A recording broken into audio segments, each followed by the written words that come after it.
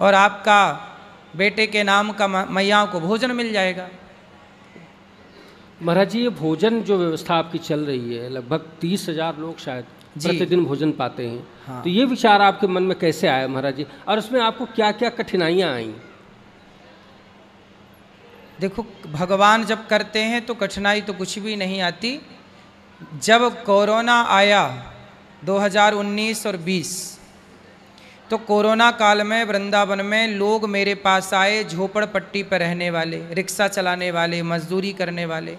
कहा कि कोरोना के कारण तो हमारा काम कुछ हुआ नहीं, हमारी गैस ख़त्म हो गई, चूल्हा कैसे जले, आटा ख़त्म हो गया, नमक नहीं है, पैसा नहीं है।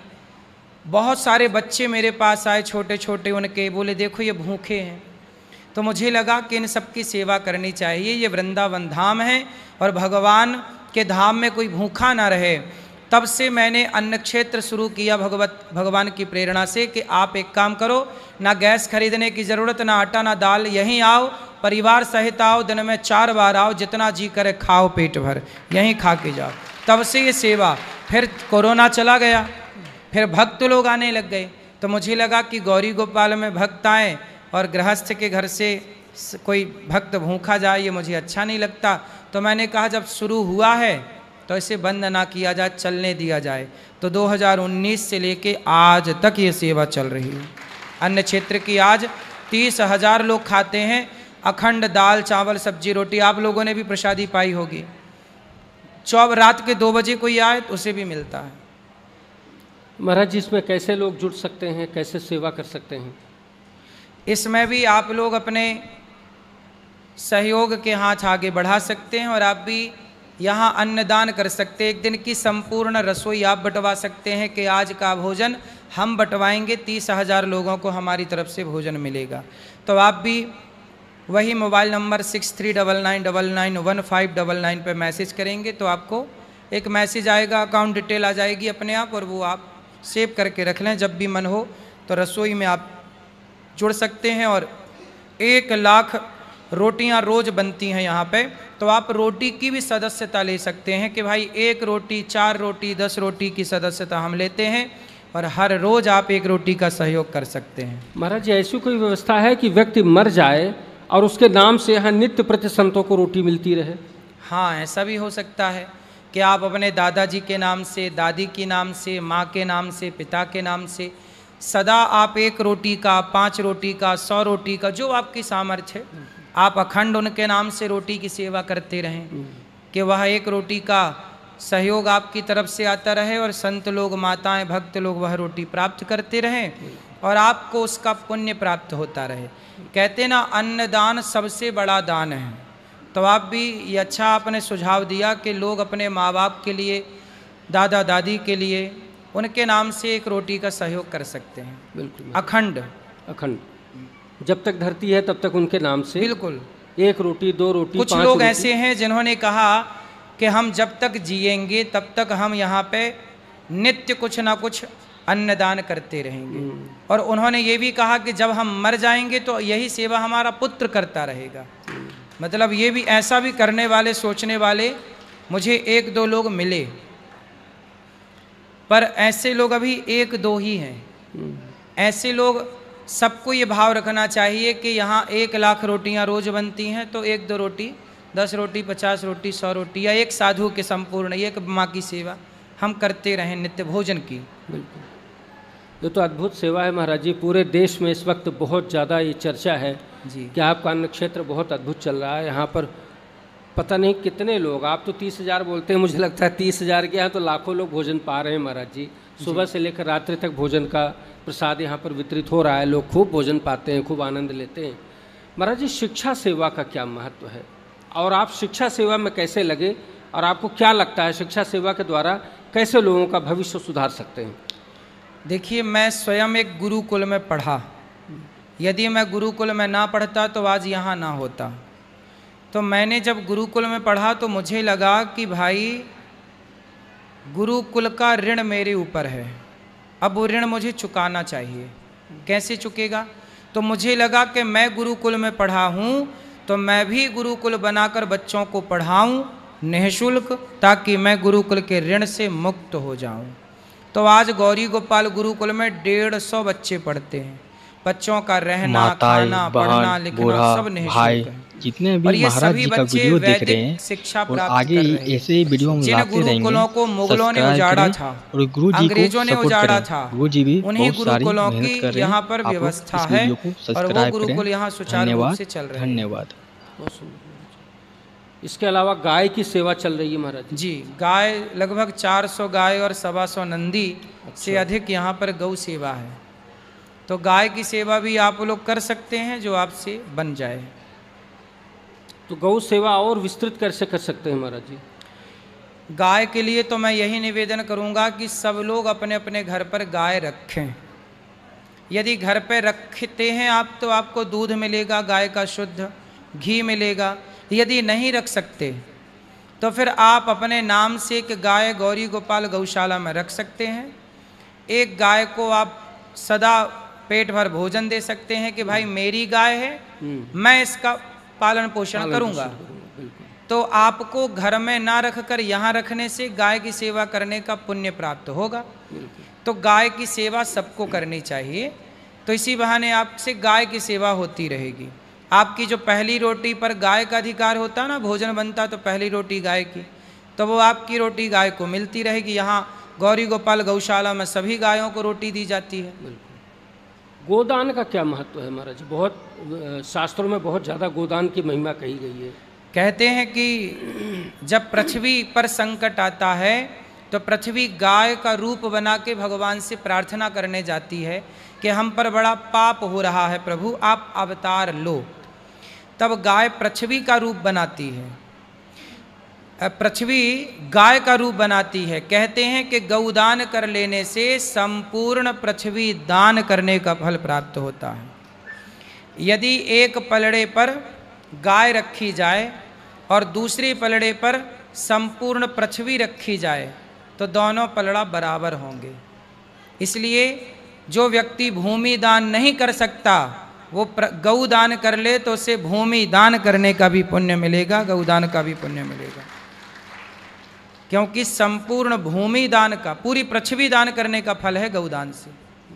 तो गाय के तो रोम रोम में भगवान का वास है और भगवान भी गाय की सेवा करते हैं। जब भगवान कृष्ण का प्राकट्य हुआ तो नंद बाबा ने गौदान किया, राम का प्राकट्य हुआ तो दशरथ जी ने गौदान किया।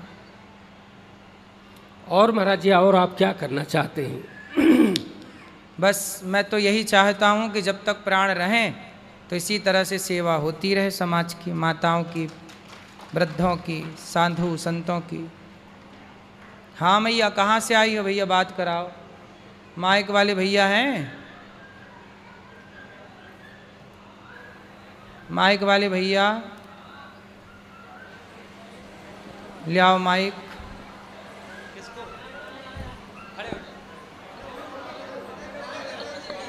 पहले माँ को कहा है? मैया। राधा राधा गुरुजी। जी। हम औरंगाबाद से आए हैं गुरुजी। हमारी नाम रामकली देवी है। हमारी उम्र 60-62 वर्ष करीब है। हम बेसहारा हैं गुरुजी। हम आपके शरण में।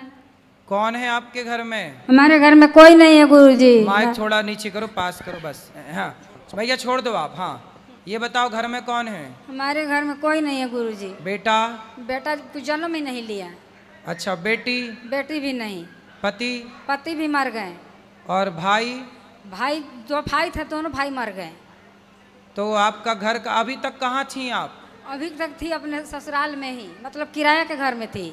तो आपके जेठ, आपके भतीजे कोई? जेठ भी मर गए, वो भी नहीं है, कोई नहीं। तो जेठ के लड़के बच्चे?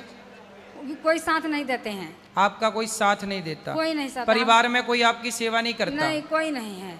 अच्छा, तो हमसे क्या चाहती हैं बताओ? आपके पास आए हैं, आपके आश्रम में बची हुई की जिंदगी बिताने गुरुजी। अच्छा। रख लीजिए, हम आए अपने पड़ोस के लेकर साथ में।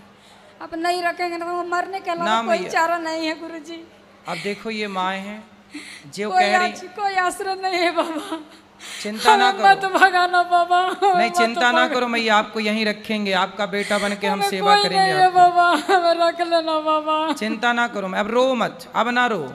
अब देखो ये माएँ हैं, जिन माओं के लिए कोई, अब देखो परिवार में कोई नहीं, अब ये मैया क्या बोल रही हैं कि मरने के सिवा कोई ऑप्शन नहीं, कोई ऑप्शन नहीं है बाबा। जब माताओं के पास कोई सहारा नहीं मिलता, कोई सहारा नहीं बचता, तब माताएं यहाँ आती हैं। अब यहाँ अब बोलो ये बेसहारा माओं की सेवा करना, इससे बड़ा कोई पुण्य हो सकता है धरती में? आप रहो यहीं, चिंता ना करो। 2 साल से मैं ये कथा कौन है सुनती इनके? हूँ ये बाबा, कौन है? आपको मैंने बेटा माना है। पहले ये बताओ ये कौन है आपके पीछे? पड़ोसी है। बात करा पड़ोसी से, अनचाहा रिश्ता है इनसे। पड़ोसी बात करो, अनचाहा रिश्ता पड़ोसी में। हाँ, बात कराओ पड़ोसी से। राधे राधे गुरुजी। आप पड़ोसी हैं? जी गुरुजी। तो आप पड़ोसी हैं तो मैया की सेवा कर सकते हो ना? सेवा हम साल भर से इनकी कर रहे हैं, लेकिन हमारे भी पिताजी बीमार रहते हैं गुरुजी। हाँ, हम उनकी सेवा कर रहे हैं। तो आपकी माँ है? जी नहीं, माँ को तो बहुत सेवा किए हम, तो माँ कहाँ पिताजी चली? हमारे बीमार रहते हैं। देखो आप पड़ोसी हो, 2-4 लोग मिल करके ऐसी माँओं की सेवा, आपके अड़ोस पड़ोस में यदि कोई माँ है। मेरे पिताजी बहुत ज़्यादा बीमार रहते हैं, उन्हीं में हमारा टाइम लगा रहता है, और थोड़ा हम बहुत कमज़ोर एथी के हैं। इसी एथी से इन्होंने कहा कि बाबू हमको केवल गुरुजी के आश्रम में पहुंचा दो, आप तुम्हारा बहुत भला होगा। हम बोले कि चलो हम ले जाते हैं। सोचिए आपको यहाँ जितने भी माताएं, पहुंचाने से बहन, आपका इतना भाई, भला है, बूढ़ा, तो जो इन जितने भी वृद्ध महाराज माँओं जी की का रोटी वीडियो देख बनकर रहे हैं, सेवा महाराज जी करेंगे, उनका बहुत ही कितना ज़्यादा भला खूब होगा। मेहनत करते हैं और आगे जाके प्रवचन इसलिए सुनाते हैं। आप लोग इस वीडियो आप को सबसे देख के मेरी सपोर्ट प्रार्थना करें है कि और इन सब्सक्राइब बेसहारा करें माँओं और के लिए- शेयर करें। अब देखो धन्यवाद, ना, सब्सक्राइब जरूर करें। यहाँ अभी हमने आपसे बताया 298 वृद्ध माँ, अब ये रख जाएंगी यदि, तो ये 299 माँ हो जाएंगी। अब यहाँ रोज कोई ना कोई माँ आती है, गिनती रोज बढ़ती चली जाती है। अब गिनती बढ़ती है तो स्वाभाविक है कि यहाँ खर्चे बढ़ेंगे। तो अब वो सब जब आप सब सहयोग करेंगे, एक एक माँ को भी यदि आप सब गोद ले लें तो बहुत सपोर्ट हो जाएगा, बहुत सेवा हो जाएगी। तो आप सब इन माँओं के बेटा ज़रूर बने, इन माँओं के लिए अपने इन हाथों को आगे ज़रूर बढ़ाएं, सबसे मेरी प्रार्थना। ठीक है मैया, बेटन को रखवा दो। आप बैठो मैया भी। गुरु राधे राधे गुरु जी। जी इसका बर्थडे जन्मदिन यहाँ पे। क्या जन्मदिन है इसका? जन्मदिन है? हाँ, मनाया है मैंने, साधु संतों के संग मनाया है। वाह, प्रभु बहुत मीठ मंगरा कहा था, बहुत सुधर गया। सुधर गया ये? चलो अब तो सुधर गया, अब खुश रहिए। भगवान जी, बस सुखी राधे रखे। राधे। अभी मिलूंगा, अभी बैठो, अभी मिलेंगे सबको। राधे राधे गुरुजी। जी, पहला प्रश्न ये है कि आपका स्वास्थ्य कैसा है, आप कैसे अच्छे हैं? हैं, अच्छे हैं। जैसे अभी सेवा की बात हो रही थी कि आपको इन भैया ने बताया था कि आपको ऐसी सेवा करनी चाहिए, आपको बताया गया था, लेकिन ये तब बन पाया है जब आपने इस पर निरंतर वर्क किया है। जी। तो हम भी बहुत कुछ अच्छा सोचते हैं, यहाँ पे काफ़ी लोग अच्छा सोचते हैं, लेकिन उस पर मुकाम पे इसलिए नहीं पहुँच पाते क्योंकि हम अच्छा वर्क नहीं कर पाते। तो अपने मन को नियंत्रण करके एक अच्छा वर्क करके उस चीज़ तक, अपनी सेवा तक कैसे कर पाएँ? देखिए, सबसे पहली बात है कि हम अपने लक्ष्य पर केंद्रित होकर अपने लक्ष्य को पाने के लिए ही आगे बढ़ें। जैसे मैं एक लक्ष्य, मेरे को सेवा करनी है, मैंने ये सोचा, इसके अतिरिक्त मैंने कुछ नहीं सोचा और मैं चल पड़ा। मैं इस तरफ नहीं देखता ना इस तरफ, सीधा देखता हूँ अपने लक्ष्य की ओर। और जब लक्ष्य की ओर आप देखेंगे तो भगवान, देखो जब नीति आपकी सही होगी और नियत साफ होगी तो ईश्वर भी साथ देते हैं। गौरी गोपाल में जितना भी कार्य है ये सब भगवान की कृपा से संभव है, ये किसी व्यक्ति के बस का काम नहीं है। आप यहाँ की सेवाएं जब देखेंगे तो ये कोई व्यक्ति के बस का कार्य नहीं है, ये भगवान की कृपा के बिना हो ही नहीं सकता।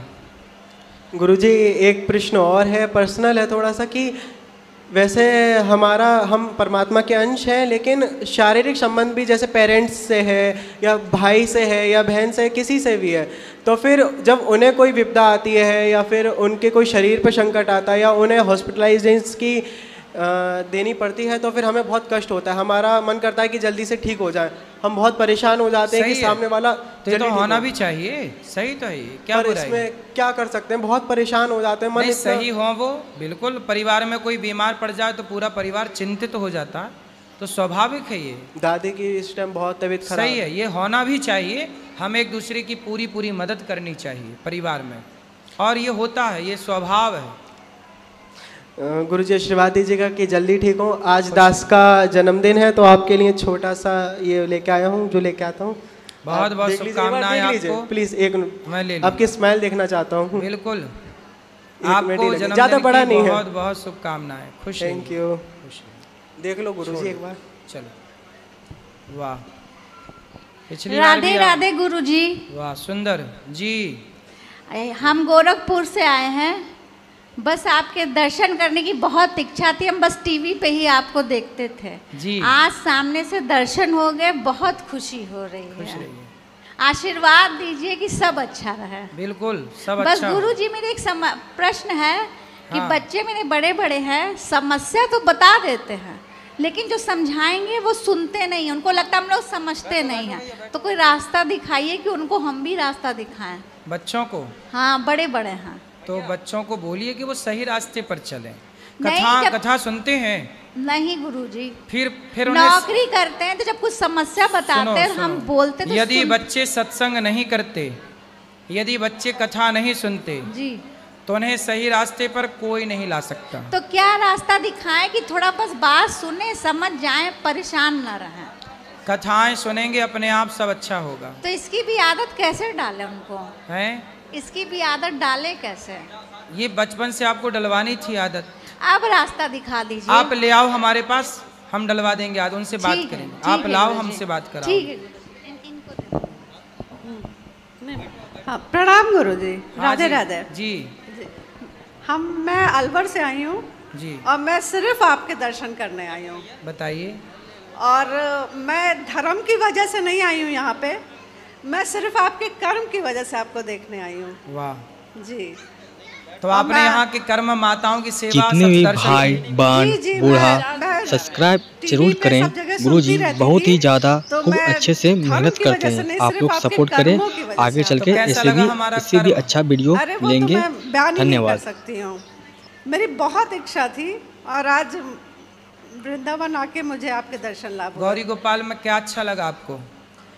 ये जो आप वृद्धा माँ की सेवाएं करते हैं, ये मुझे सबसे अच्छा लगा। और जो आप रोज भूखों को भोजन कराते हैं, 30-30 हज़ार लोग, और 24 घंटे आपकी रसोई चलती है, तो ये तो कोई पुण्य आत्मा ही कर सकता है।